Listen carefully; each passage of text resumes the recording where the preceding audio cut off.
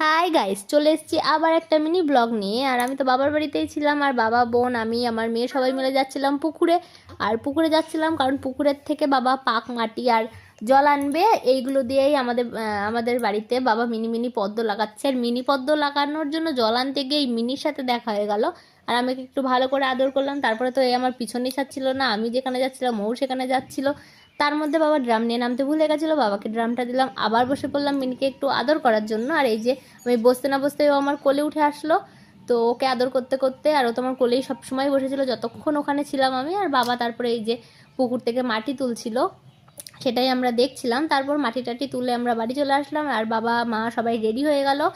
আর ready হলো কেন, তারা যাবে আমার মার এক জেঠি মারা গেছে, সেখানে আজকে ইনভাইট ছিল, তো সেখানে এই যে সবাই চলে গেল। তারপর ওরা আসার পর আমি আমার ননদ গেছিলাম কেক আনতে, কারণ ননদের জন্মদিন ছিল। আর ফুল ভিডিওটা দেখার জন্য ইউটিউবে যেতে হবে।